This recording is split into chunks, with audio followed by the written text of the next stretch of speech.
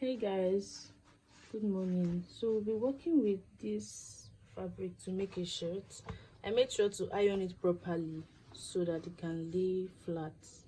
Then also be using this curved roll, and I'm making use, of course, my tape roll and the chalk. So let's get started. The first thing you have to do is to fold your fabric. Okay, as you can see, I folded it already. Then next thing you do is to make sure that you have the right folding here, you have the right measurements here. My shirt measurement is, the chest measurement is 40, so I have 10 divided by 4. 40 divided by 4 is 10, then plus 1 inch allowance, then plus another 2.5 inches allowance for the folding at the front, because it's a shirt. So you see that we have enough room here for the front part of the shirt. Then the next thing I'm just going to go ahead to do is to mark the exact shirt measurement, which is 30 for me. For the measurement I'm working with, I have 30.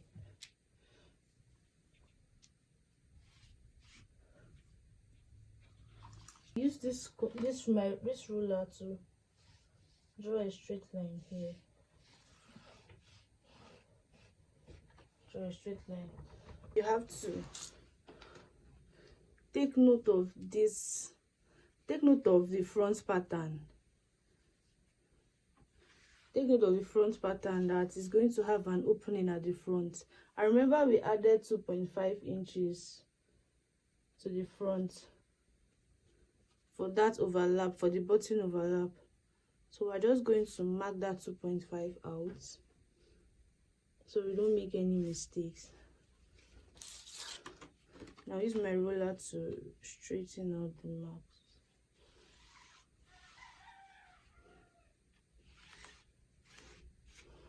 And after doing that, the next thing we have to do is to make a slant from here, from the shoulder side.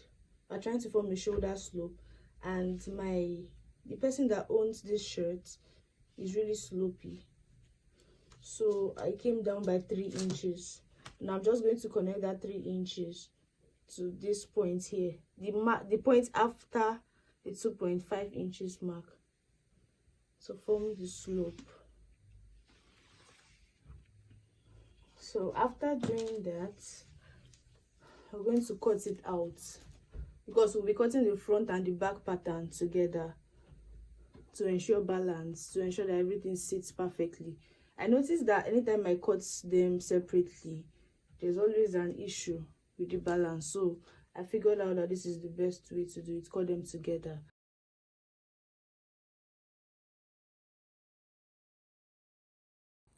So I've folded it for the back pattern, and this is it.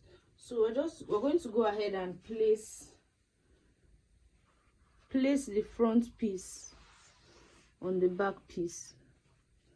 Okay, so I've gone ahead to do the placement. This is the front piece, and that's why you notice an extra here because of the button. So when we are sewing wood, there'll be something like this for the front. Then for the back, I've placed it on the back piece, and so this is how our measurement would be. For the back piece, we'll be adding 3 inches for the overlap. Not really overlap, but for that extra bending at the back. So we're going to be adding 3 inches. I measured 3 inches here, and I measured 3 inches here, so that we can form our slope.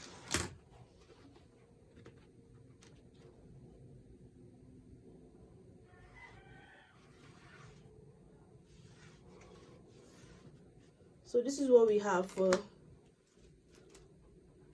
back piece measurements, and I'm just going to go ahead to cut it out. So by the time we're done cutting, this is what we have, and we have no extra fabric to pull it. We just have the front and the back now, so everything is balanced here. And now we'll start going in with our measurements, our full body measurements. For the measurements for the front, I always like to go in with 2 inches so that the neck will not be so wide. I don't like when the collar is too wide. It's always too big. So after doing that, you're going to bend it like this. You see this mark? Okay, let me just do it this way for better understanding. You mark 1/2 inch, just like you're measuring a male senator here. Mark 1/2 inch here, you mark 1/2 inch here, then you roll it out. So this 1/2 inch will serve as a guide for the bending.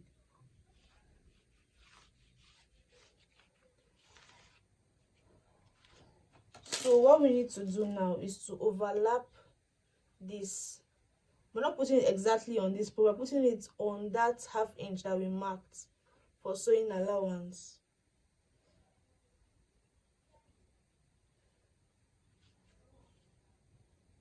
So this is how it should look like. I don't have an iron currently to work with because there's no light. Of course I have an iron, but there's no light, so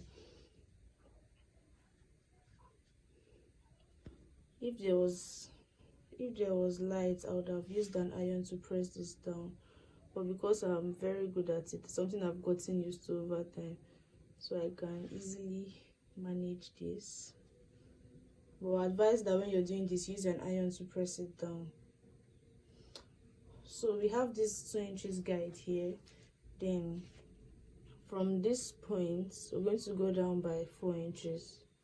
I like using 4 inches because I don't like the neck to be too wide. So we'll draw a straight line from the collar from the button overlap to this neck point.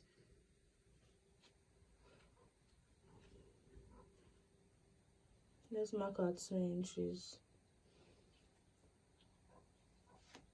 straight up, and we'll have something like this from here.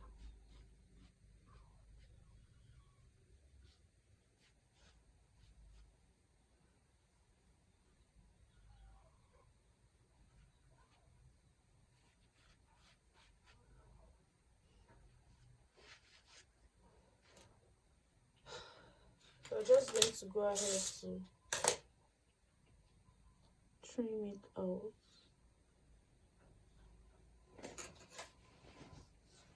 So we're going to cut that out, but before then, let's mark our shoulder measurement. Let's mark our shoulder measurement. Our shoulder I'm working with is 18. So 18 should be 9, right? But I'll be adding 1/2 inch allowance for sewing, 1/2 inch extra. So by the time we sew 1/2 inch in, what we have left is the 18 inches.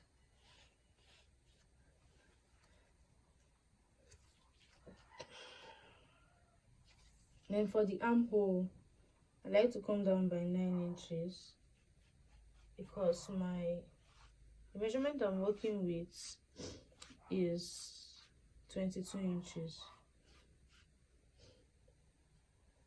So you don't go ahead and just use the exact measurement. If not, the armhole will be too big. If you say we should divide the armhole by 2, that's the 22 divided by 2, that's 11. You can't just come down with 11 inches. It will be too wide. So by the time you reduce it by like 2 inches, then you curve, what you have is this particular armhole measurement.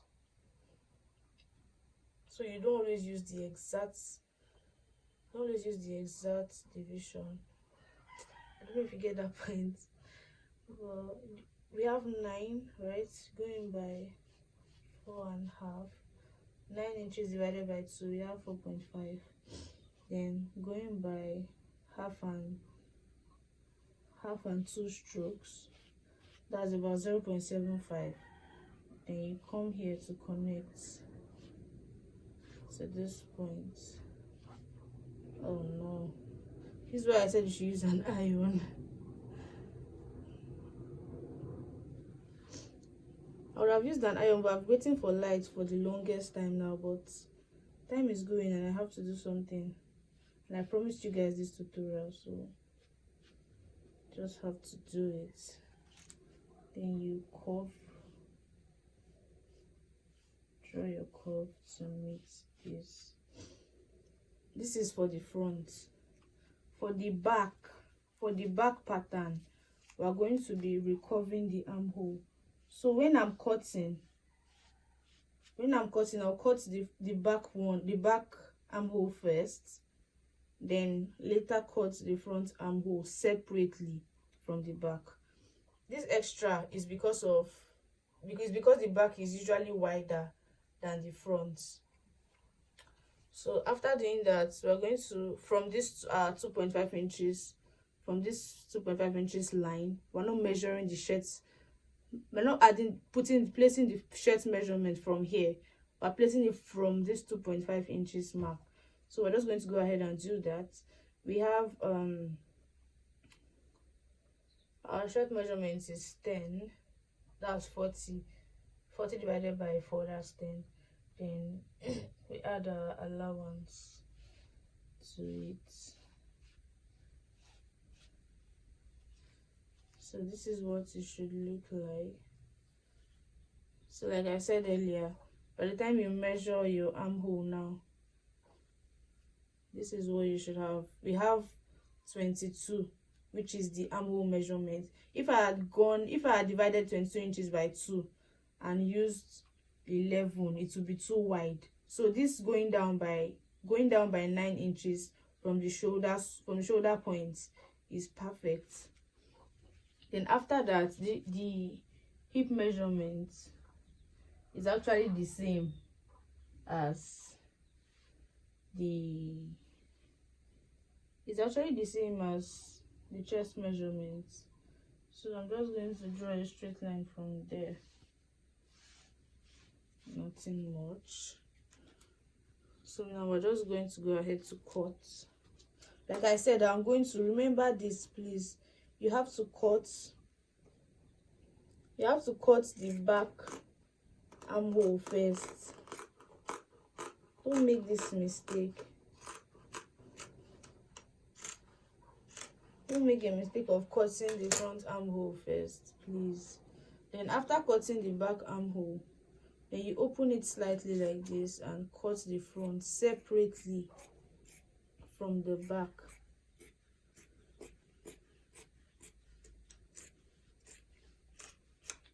And then you have something like this.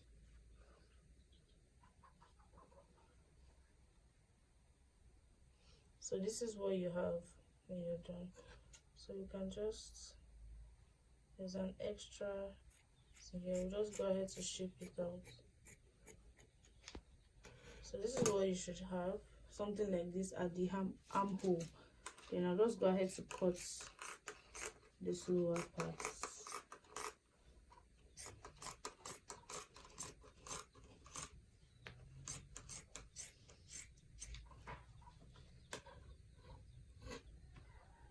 For the neck, I'm going to go ahead to cut it out. Start with the front.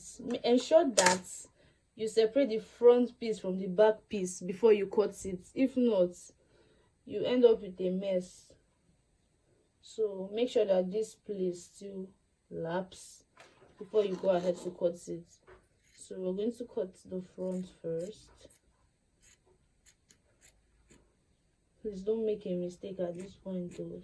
Especially if you don't have extra fabric. So I cut out the front. Then the back is what is remaining. I ensure that I cut a little piece at the back. because I'm going to be separating it to cut it out. I did it like this. Just watch me. Did it like this. Then this midpoint, I'm going to mark it too. Then I have a guide now. I'm going to be cutting it like this.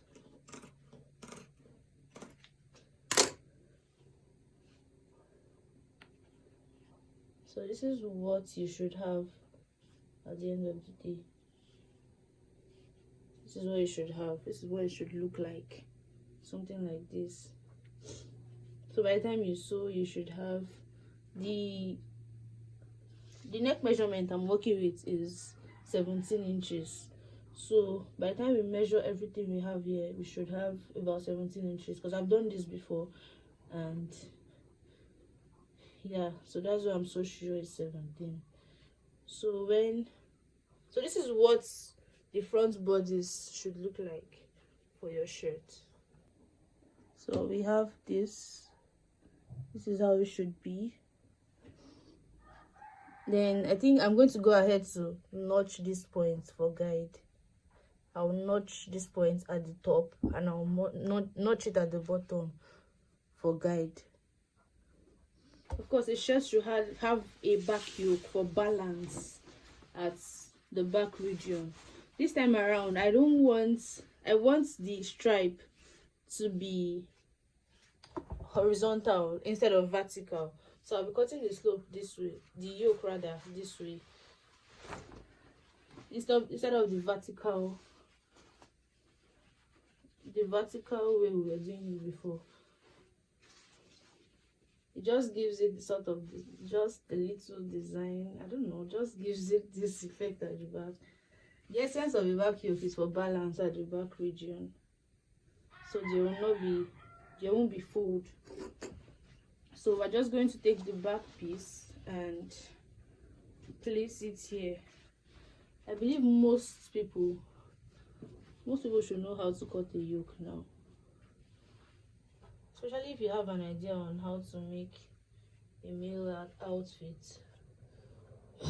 So we'll just place it this way and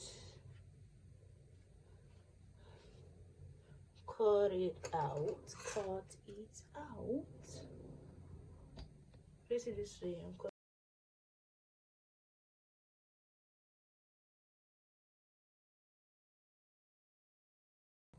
Now for the sleeve, I've gone ahead to fold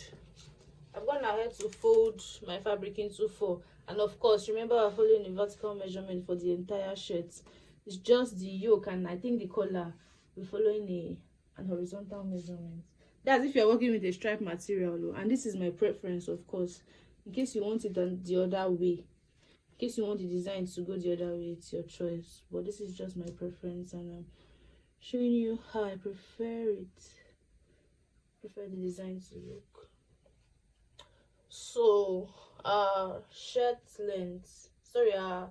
sleeve length is 10, so I just making use of 12, or I think 12 and a half is what's here. So just making use of 12 and a half inch for the sewing and 2 inches for the bending at the lower parts. So we'll go ahead to mark. I like to come down by either 4 or 4.5 inches, depending on the person's armhole. This person has a very wide armhole, so I went down by 4 inches. Then after coming down by 4 inches, I divide that 4.5 rather. I divide that 4.5 inches into 2 and mark it here. Then I come in by 4 inches. So I'm using this measurement because of how wide the armhole is. If it was not this wide, I would have used lesser. So we're just going to curve it from this point, curve it to this point, and from here we'll bend it like this. So we have something like this. Then for his round sleeve, 15 divided by 2 is 7.5 plus 1.5 inches allowance, 1.5 inches sewing allowance. So from there, just go ahead to curve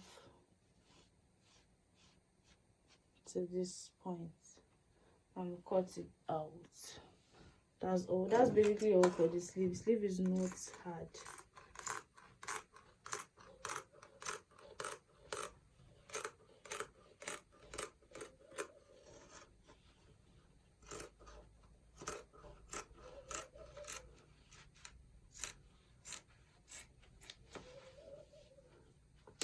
Sleeve is not hard to cut. So when we measure, this is what we should have. Remember, our armhole circumference is 22, so we should have 22 here. And that's after measuring it, that's what we had. So by the time I sew like this into here, we would have the perfect 22 roundness. Then for the collar, this is the remaining fabric. I had a total of 1.5 inches, sorry, 1.5 yard. I had a total of 1.5 yards. That was the material I got, and this is what is remaining. Because it is a short sleeve shirt, if it was a long sleeve, you'll be needing like 2 yards. Based on experience, I know that 2 yards is enough.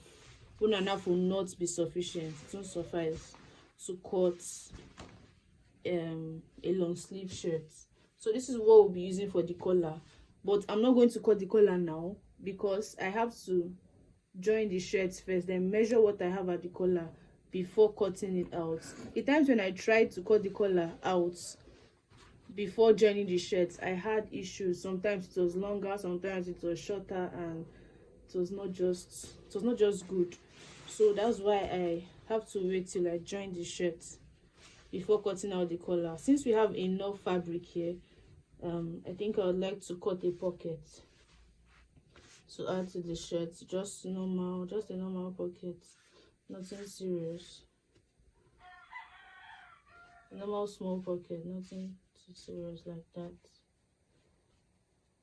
So for the pocket design, I don't want it to go the same way as I'm going this way instead of this way. So I'll be using a 5x6 pocket. 5x6 pocket. The length is going to be 6, and the breadth is going to be 5. But of course, you know, I have to add 1 inch allowance for the bending, so that at the end of the day, what we have is the 5x6. So I use 6 inches here, and I used 7 inches here. So I'm just going to cut that out like so.